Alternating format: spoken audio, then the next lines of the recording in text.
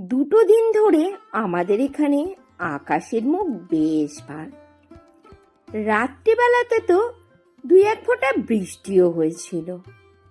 সকাল হতে না হতে দেখছি সূর্যি মামা আজ আর মুখ দেখায়নি।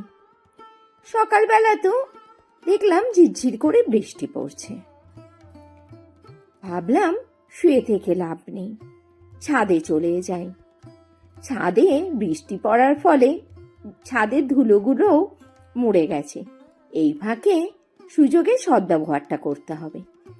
বেশ কিছুদিন হয়ে গেছে ছাদটা ঝাড় দেওয়া হয়েছিল না। এখন তো ছাদে তেমন একটা আশাই হয় না। যেহেতু শীত পড়ে গেছে, এখন তো আবার ছাদের বেশ যত্ন আত্তি হবে। কেননা ছাদে এসে তো রোদ পোহাতে হবে, তাই ছাদটাকে ঝাড় দিয়ে পরিষ্কার করে নিতে হবে। দেখো, ছাদ ঝাড় দেওয়ার ফলে কত নোংরা হয়েছে। বালতিতে করে ভরে বাইরে ডাস্টবিনে ফেলে দিয়ে আসতে হবে। আর এখন ঘড়িতে বাজছে সকাল 7:30 মতো হবে। সকালবেলা ঘুম থেকে উঠে ফ্রেশ হয়ে পুজো করে একটু চা পর্ব সেরে নিয়েই ছাদে চলে এসেছি। ছেলে মেয়েগুলো এখনো ঘুম থেকে ওঠেনি। ভাবলাম ওরা ওঠার আগে এদিকের কাজগুলো সব সেরে নি। এইসব কাজগুলো যদি একটু সকাল সকাল না করা হয় না, তাহলে আর করাই হয় না, পড়েই থাকি। সেদিন দেখলে না, এই রডগুলোকে আমি প্রাইমার করলাম। ভাবলাম আজ ছাদে যে জামা কাপড় বাঁধার বাঁশগুলো ছিল, ওই বাঁশগুলোকে খুলে রডগুলোকে সেট করে দিই, আর তারগুলোও দিয়ে বেঁধে। জামা কাপড় তো এখন আর নিচে শুকোই না, এখন তো ছাদেই নাড়তে হবে। একদমই শীত নেই জানো, মনেই হচ্ছে না যে এটা শীতকাল। ঝিরঝির করে বৃষ্টি পড়ছে, তার উপরে দেখো আমি কোনো গরম জামা কাপড়ও গায়ে চাপাইনি, কিন্তু একটুকু ঠান্ডা লাগছিল না।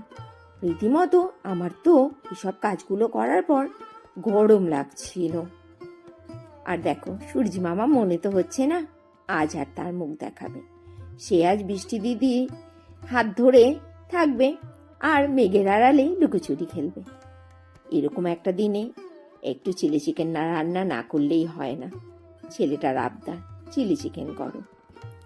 চিকেনগুলোকে একটু পাকোড়া করে নিচ্ছি, এই নর্মালি ঘরোয়া।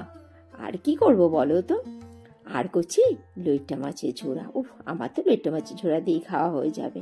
এই যে সবজিগুলো কেটে রেখেছিলাম, এগুলো একটু ভাজা ভাজা করে চটপট চিলি চিকেনটা রান্না করে ফেলি। সকালে একটু ভাতও ভাজা করব, কালকের ভাত রয়েছে, তার জন্য আলু ডিমটাও নিচ্ছি ভেজে।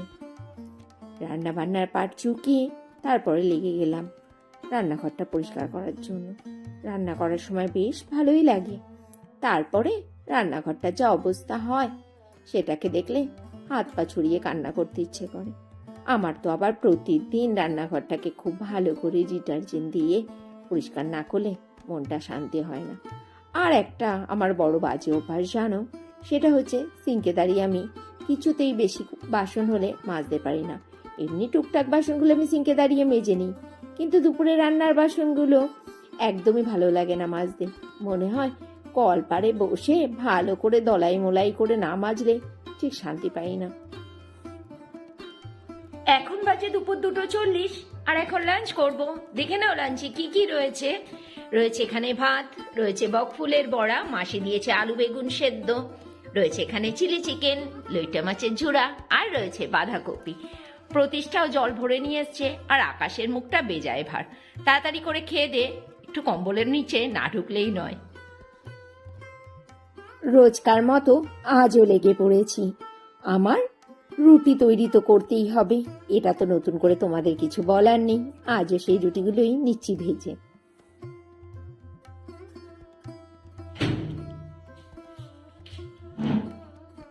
এখন বাজে রাত্রি 10টা বাজে 5 মিনিট বাকি। আর ঠান্ডার মধ্যে বেশি রাত করে লাভ নেই, তাড়াতাড়ি করে ডিনারটা সেরে ঘুমাতে হবে। শীতের দিনে যত তাড়াতাড়ি কম্বলের নিচে ঢোকা যায় আর কি।